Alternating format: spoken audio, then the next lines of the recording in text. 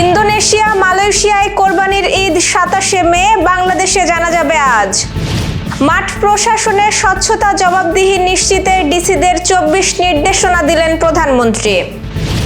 নীরব মহামারীতে উচ্চ রক্তচাপ, দেশে বাড়ছে অকাল মৃত্যুর ঝুঁকি। কোলম্যানের এজেন্টের অতিরিক্ত দাবিতে থমকে বাফুফের কোচ নিয়োগ। ব্যাংকে না গিয়েই মিলবে সর্বোচ্চ 50,000 টাকা ঋণ। দর্শক, গ্রামের কাগজের সকালের সংবাদে আপনাকে স্বাগত। আপনাদের সাথে আছি আমি স্বপ্নাদেব রাত। শুনছিলেন প্রধান শিরোনাম, এছাড়াও রয়েছে রাশিফল। এবার চলুন যাওয়া যাক মূল আয়োজনে। মুসলিম বিশ্বের বিভিন্ন দেশে পবিত্র ঈদুল আজহা উদযাপনের সম্ভাব্য তারিখ ঘোষণা ও চাঁদ দেখার প্রক্রিয়া শুরু হয়েছে। ইন্দোনেশিয়া ও মালয়েশিয়া জানিয়েছে আগামী 27শে মে বুধবার দেশে কোরবানির ঈদ উদযাপিত হবে।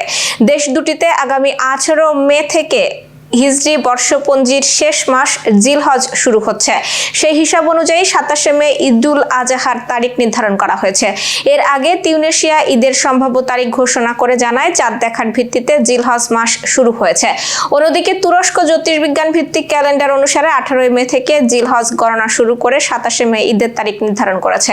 এদিকে সৌদি আরব, সংযুক্ত আরব আমিরাত, ওমান সহ মধ্যপ্রাচ্যের দেশগুলো 17 মে সন্ধ্যায় জিলহজ মাসের চাঁদ দেখার প্রস্তুতি নেয়। চাঁদ দেখার সাপেক্ষে এসব দেশেও 27 মে ঈদুল আজহা পালিত হবে।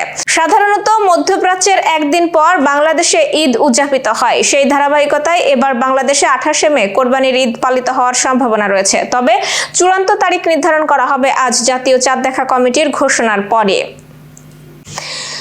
প্রধানমন্ত্রী তারেক রহমানের দেওয়া 24 নির্দেশনা বাস্তবায়নে মাঠ প্রশাসনকে চিঠি দিয়েছে মন্ত্রিপরিষদ বিভাগ। মন্ত্রিপরিষদ বিভাগের উপসচিব মোহাম্মদ মামুন সব বিভাগীয় কমিশনার ও জেলা প্রশাসকদের কাছে এই সব নির্দেশনা পাঠান। চিঠিতে প্রধানমন্ত্রীর নির্দেশনাগুলো যথাযথ গুরুত্বের সঙ্গে বাস্তবায়নের আহ্বান জানানো হয়েছে। ডিসি সম্মেলনে প্রধানমন্ত্রী প্রশাসনিক কার্যক্রমে দক্ষতা, স্বচ্ছতা ও জবাবদিহি নিশ্চিত করার উপর গুরুত্ব আরোপ করেন। একই সঙ্গে দুর্নীতির বিরুদ্ধে জিরো টলারেন্স নীতি অনুসরণ, উন্নয়ন প্রকল্প নির্ধারিত সময়ে শেষ করা এবং আর্থিক শৃঙ্খলা বজায় রেখে গুণগত মান নিশ্চিতের নির্দেশনা দেওয়া হয়েছে। এছাড়াও প্রশাসনে অপ্রয়োজনীয় জটিলতা কমিয়ে দ্রুত জনস্বার্থ সংশ্লিষ্ট সিদ্ধান্ত গ্রহণ, নিয়োগ ও পদায়নে মেধা ও সততাকে প্রাধান্য দেওয়া এবং শূন্য পদ দ্রুত পূরণের তাগিদ দেওয়া হয়। প্রশাসনিক কার্যক্রমে কৃত্রিম বুদ্ধিমত্তা, অটোমেশন ও ডিজিটাল প্রযুক্তির ব্যবহার বাড়ানোর নির্দেশনাও রয়েছে। নিত্য প্রয়োজনীয় পণ্যের দাম নিয়ন্ত্রণে নিয়মিত বাজার তদারকি, মজুতদারি ও কর সাজির বিরুদ্ধে অভিযান পরিচালনা এবং কৃষকের ন্যায্য মূল্য নিশ্চিত করতে কার্যকর পদক্ষেপ নিতে বলা হয়েছে। পাশাপাশি কৃষি উৎপাদন বাড়াতে সার, বীজ, সেচ ও বাজারজাতকরণ সুবিধা নিশ্চিতের নির্দেশ দেওয়া হয়েছে। আইন শৃঙ্খলা পরিস্থিতি নিয়ন্ত্রণ, মাদক বিরোধী অভিযান জোরদার, বাল্যবিবাহ প্রতিরোধ এবং নারী ও শিশু নির্যাতনের বিরুদ্ধেও কঠোর অবস্থান নিতে বলা হয়েছে ডিসিদের। একই সঙ্গে সাম্প্রদায়িক সম্প্রীতি বজায় রাখতে স্থানীয় প্রশাসন, জনপ্রতিনিধি ও কমিউনিটির মধ্যে সমন্বয় বৃদ্ধির উপর জোর দেওয়া হয়েছে। চিঠিতে আরও বলা হয়েছে দেশীয় ও বৈদেশিক কর্মসংস্থান সৃষ্টি, তরুণদের দক্ষতা উন্নয়ন ও প্রযুক্তি নির্ভর প্রশিক্ষণ কার্যক্রম বাড়াতে হবে। পাশাপাশি খেলাধুলা, সাংস্কৃতিক ও স্বেচ্ছাসেবামূলক কর্মকাণ্ডে তরুণদের সম্পৃক্ততা বাড়ানো এবং জনকল্যাণমূলক কর্মসূচি বাস্তবায়নের সব দপ্তরের মধ্যে সমন্বয় জোরদার করতে হবে। দেশে উচ্চ রক্তচাপ এখন এক নীরব মহামারী হিসেবে দেখা দিয়েছে। বিশ্ব স্বাস্থ্য সংস্থার তথ্য অনুযায়ী বিশ্বে প্রায় 140 কোটি মানুষ এই রোগে আক্রান্ত, যার বড় অংশই নিম্ন ও মধ্যম আয়ের দেশে বাস করে। বাংলাদেশেও পরিস্থিতি উদ্বেগজনক। সর্বশেষ জরিপে দেখা গেছে প্রতি 4 জন প্রাপ্তবয়স্কর একজন উচ্চ রক্তচাপে ভুগছেন। তবে এর অর্ধেকেরও বেশি মানুষ জানেন না যে তারা এই রোগে আক্রান্ত।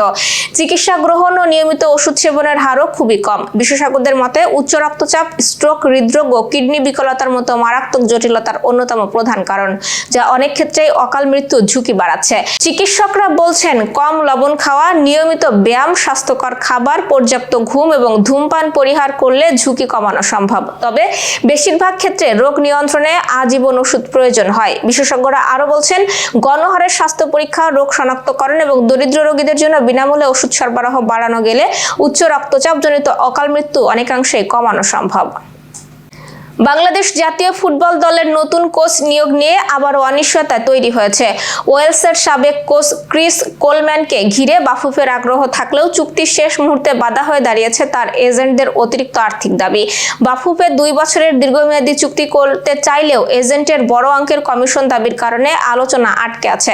বর্তমান বাজেটের মধ্যে এই অর্থ মেটানো কঠিন বলে জানিয়েছে ফেডারেশন। এদিকে যুব ও ক্রীড়া প্রতিমন্ত্রী আমিনুল হক জানিয়েছেন, সরকার কোচ নিয়োগে সহযোগিতার জন্য প্রস্তুত থাকলেও চূড়ান্ত সমঝোতা না হওয়ায় অনিশ্চয়তা তৈরি হয়েছে। তিনি সতর্ক করে বলেছেন, সময় বেশি না থাকায় বাফুফেকে বিকল্প পরিকল্পনা বা প্ল্যান বি প্রস্তুত রাখতে হবে।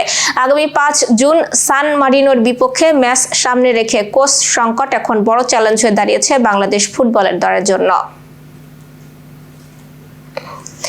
ডিজিটাল ব্যাংকিং সেবা আরো সহজে গতিশীল করতে অনলাইন ভিত্তিক ঋণ সেবা বা ই-লোন চালুর নির্দেশনা দিয়েছে বাংলাদেশ ব্যাংক। নতুন এই ব্যবস্থায় গ্রাহকরা ব্যাংকে না গিয়েই মোবাইল অ্যাপ বা ওয়েবসাইটের মাধ্যমে ঋণের আবেদন, অনুমোদন ও অর্থ গ্রহণ করতে পারবেন।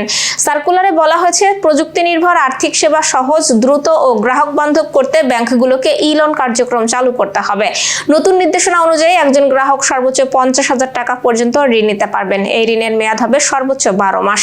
সুদের হার বাজার ভিত্তিক ব্যাংক নির্ধারণ করবে। তবে পুনরঅর্থায়ন সুবিধা নেওয়া হলে গ্রাহক পর্যায়ে সর্বোচ্চ সুদের হার হবে 9%।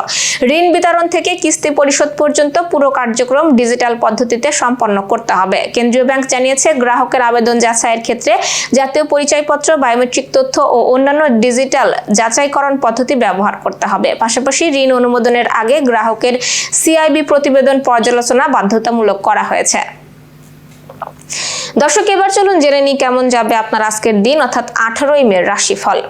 মেষ রাশির সঞ্চিত অর্থ বিনষ্ট হবে। ঘুষ, উৎকোচ সহ 2 নম্বরই কাজ থেকে দূরে থাকুন এবং দাম্পত্য ঐক্য রক্ষায় কঠিন হবে আজ। বৃষ রাশির ভাঙা বন্ধুত্ব জোড়া লাগবে। ডাকযোগে চেক, মানি অর্ডার বা বিকাশ আসবে। বৈদেশিক সূত্রে লাভবান হবেন এবং গৃহবাড়িতে অতিথি সমাগম মুখর থাকবে। মিথুন রাশির বেকারদের মুখে হাসির ঝলক ফুটবে। বিবাহযোগ্যদের বিবাহের সানাই বাজার সম্ভাবনা আছে এবং শত্রু ও বিরোধী পক্ষেরদেরকে পরাস্ত করবেন। কর্কট রাশির সন্তানদের ক্যারিয়ার, অধ্যয়ন ও প্রেম, রোমান্স, বিনোদন, বন্ধুত্ব সবই শুভ এবং বিজয়ের বরমাল্য হাতে বাড়িয়ে ধরবেন আজ। সিংহ রাশি অপরিচিত কাউকে আশ্রয় দেওয়ায় খাল কেটে কুমির আনার সমান হবে। মিথ্যা দুর্নাম, বদনাম, কলঙ্ক চাপতে পারে এবং সন্তানদের আচরণ মনোবেদনার কারণ হবে। কন্যা রাশি সপরিবারে কাছে পিঠে ভ্রমণে যাওয়ার সম্ভাবনা আছে। লৌকিকতা, ব্যয়ের মাত্রা বাড়বে এবং নিঃসন্তান দম্পতির মুখে হাসি ফোটার সম্ভাবনা আছে। তুলা রাশি বিষাক্ত কীটপতঙ্গ থেকে বাঁচতে সতর্ক থাকুন। লম্বা দূরত্বের সফরে নিজে ড্রাইভ করা থেকে বিরত থাকুন এবং কলকারখানার উৎপাদন ব্যাহত হতে পারে। বৃশ্চিক রাশি কর্ম, ব্যবসায় লাগাতার উন্নতি হবে। মামলা মোকদ্দমায় জয়ী হতে পারেন এবং বিদেশ গমন ও স্বদেশ প্রত্যাবর্তনের পথ খুলবে। ধনুরাশির জমি জমা সংক্রান্ত গোলযোগ মীমাংসা হবে। অংশীদারীদের পূর্ণ সহযোগিতা পাবেন। কন্যা সন্তানের জন্য দিনটি মাইল ফলক হয়ে থাকবে। মকর রাশির ধৈর্য, সাহস, মনোবল বাড়বে। শিক্ষার্থীদের মনোবাসনা পূর্ণ হবে এবং দ্রুতগতির বাহন বর্জন করুন। কুম্ভ রাশির শূন্য পকেট পূর্ণ হবে। ধার কর্য, ঋণমুক্ত হবেন এবং প্রেম, রোমান্স এবং বিনোদন, ভ্রমণ সবই শুভ। মীন রাশি দুর্যোগের মেঘ কাটবে। ভাঙা বন্ধুত্ব জোড়া লাগবে এবং দুরারোগ্য, ব্যাধি এবং পীড়া থেকে মুক্তি পাবেন। দর্শক, এই ছিল এখনকার আয়োজন। সব খবর সবার আগে জানতে ও দেখতে চোখ রাখুন গ্রামের কাগজের ইউটিউব চ্যানেল ও ফেসবুক পেজে। বিদ্যুৎ ও জ্বালানি তেল ব্যবহারে সাশ্রয়ী হন। আপনার কোনো প্রশ্ন বা তথ্য থাকলে জানাতে পারেন কমেন্টে। এতক্ষণ সাথে থাকার জন্য ধন্যবাদ। পরবর্তী খবর দেখুন বেলা 3টায়।